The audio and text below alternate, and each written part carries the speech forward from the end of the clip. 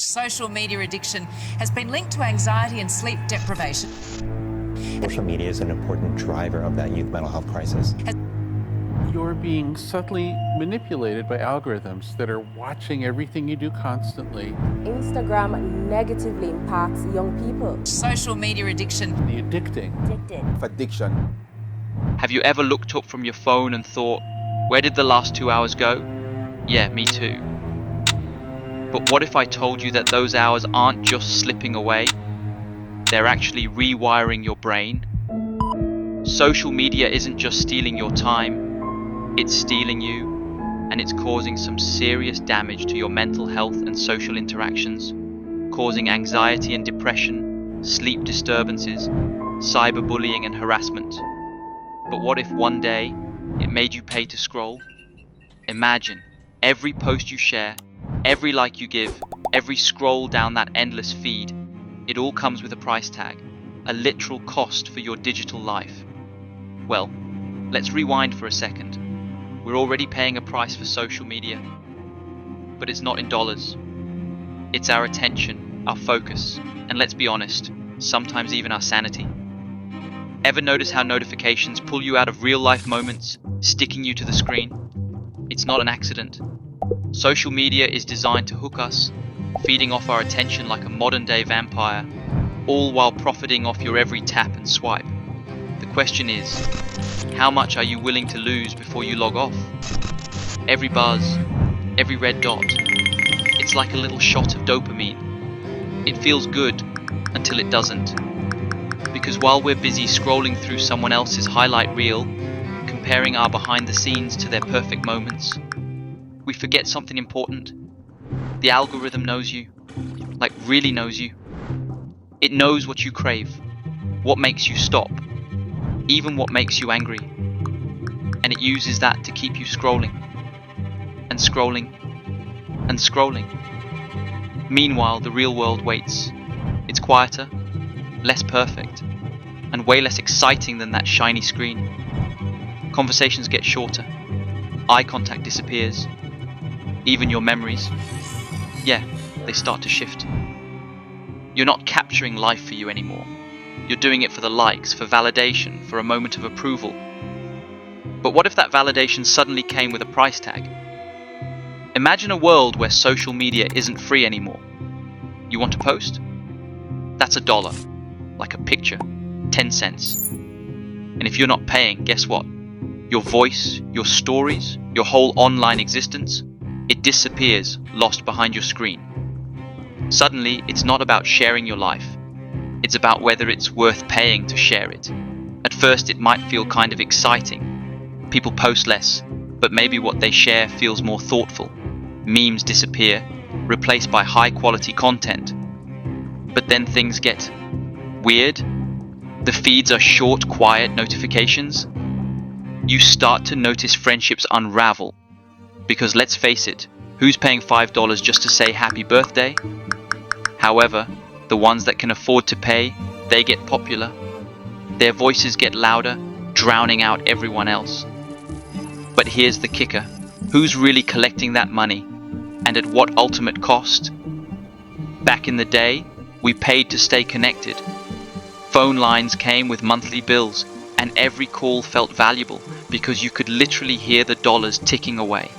Now, social media is free, or is it? Think about it.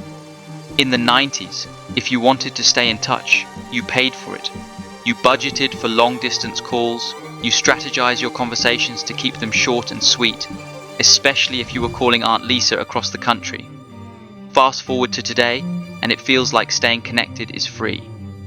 Social media lets us message, share, and scroll endlessly without a single cent leaving our pockets. But here's the catch. It's not actually free. The cost is just harder to see. Let me break it down. With phone lines, you knew what you were paying for. $5 for a local call. $20 for an hour-long chat with your best friend across the globe. Every dime was accounted for. But with social media, the price isn't on your bank statement. It's in your time, your focus, and your privacy. Here's the real kicker.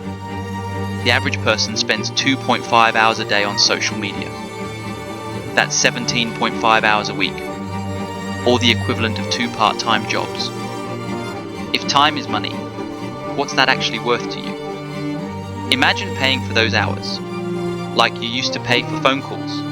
It would cost you $18,200 for international use and $4,550 for local use.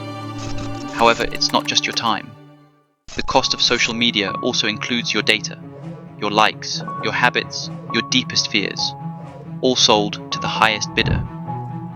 Remember those monthly phone line bills? At least they weren't reading your diary.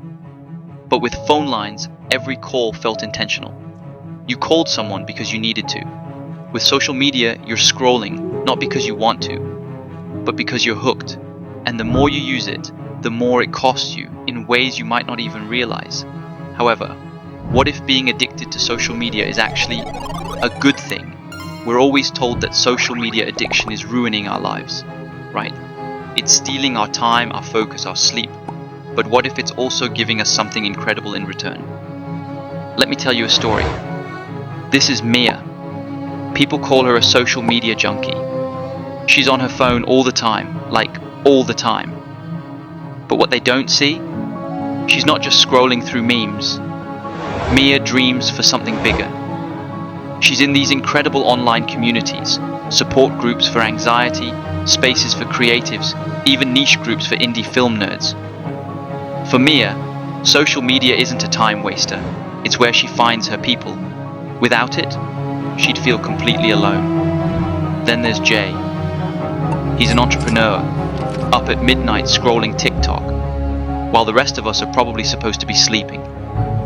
But that late night addiction, it's where he gets all his best ideas. Last week he saw a trend about trending fashion. By morning, he had a new product idea. By the end of the week, sold out. Full-blown business now.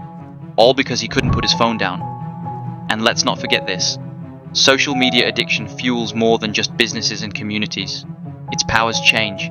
Entire movements have been born from a single post or hashtag. Stories that would have been buried now get shared and turned into action. Now don't get me wrong. Social media addiction has its downsides, major ones. But maybe the question isn't, is it bad? Maybe it is, what are we using it for? Connection, opportunity, change, or just another dopamine hit? So, if only social media is used in the right way and in moderate amounts, it can be beneficial for us. So therefore, to control the amount of time we spend, all we need to do is pay for using it. Therefore, it will keep us conscious of the amount of time we spend on it. But it's not just about spending less. It's about spending better. Social media could go from being a tool to control you to a tool you actually control. So yeah, social media addiction can be a good thing if we control it and not the other way around. But here's the real question. Are we using it or is it using us? Here's my challenge. Act like you are paying for your time, even if you're not. See how it changes your habits.